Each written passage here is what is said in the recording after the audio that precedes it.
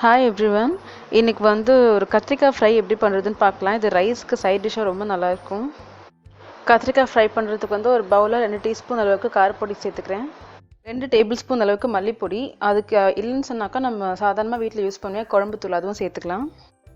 1/2 teaspoon அளவுக்கு கரம் மசாலா,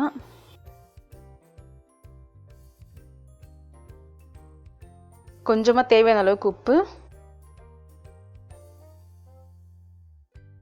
ஒரு 2 pinch அளவுக்கு மஞ்சப்பொடி, அடுத்தது 2 டீஸ்பூன் எண்ணெய். ஸோ எண்ணெய் ஆட் பண்ணுறது ரொம்ப இம்பார்ட்டண்ட், இது ஸ்கிப் பண்ணாதீங்க. ஏன்னா கத்திரிக்காய் ஃப்ரை வெளியில் நல்லா கிறிஸ்பாகவும் உள்ள சாஃப்டாகவும் சாப்பிட்றதுக்கு டெக்ஸ்சரும் நல்லா வரும், மசாலா நல்லா கோட் ஆகும். ஸோ இப்போ இது எல்லாத்தையுமே தண்ணி சேர்க்காம ஃபஸ்ட்டு ஒன்றா மிக்ஸ் பண்ணிக்கோங்க. இப்போ தேவையான அளவுக்கு தண்ணி கொஞ்சம் கொஞ்சமாக விட்டு ஒரு திக் பேஸ்ட்டாக நம்ம சாதாரணமாக உருளைக்கிழங்கு பெரட்டும் போது எப்படி பண்ணுவோமோ அதே மாதிரி திக் பேஸ்ட்டை செஞ்சு வச்சுக்கலாம். நான் இன்றைக்கி 3 மீடியம் சைஸ் கத்திரிக்காய் எடுத்துருக்கேன். இந்த மாதிரி ரவுண்டாக நல்லா திக் டிஸ்காக கட் பண்ணி வச்சுக்கோங்க. திக்காக இருக்கணும். கத்திரிக்காய் நான் கட் பண்ணி உப்பு தண்ணியில் போட்டு வச்சுருந்தேன். அதை இப்போ இது கூட சேர்த்துக்கலாம். சேர்த்துட்டு மசாலா ஃபுல்லாக கத்திரிக்காயோட கோட்டாக்குற மாதிரி நல்லா மிக்ஸ் பண்ணிவிடுங்க. மிக்ஸ் பண்ணி தனியாக எடுத்து வச்சுருங்க.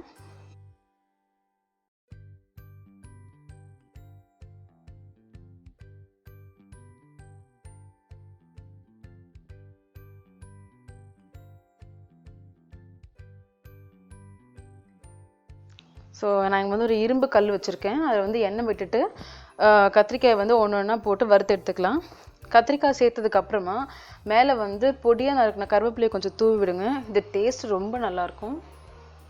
கத்திரிக்காய் உருளைக்கிழங்கு அளவுக்கு உங்களுக்கு ரொம்ப நேரம்லாம் ஆகாது, ஜஸ்ட் 1 மினிட் போதும் ஒரு சைடுக்கும். இப்போ ஒரு சைடு வெந்திருக்கும், அடுத்த சைடு திருப்பி போடுங்க. இந்த மாதிரி 2 பக்கமும் திருப்பி திருப்பி போட்டு மீடியம் ஃப்ளேமில் வச்சுக்கோங்க அடுப்பை. ஒரு 2லேருந்து 3 நிமிஷம் வரைக்கும் வறுத்து எடுத்தால் போதும்.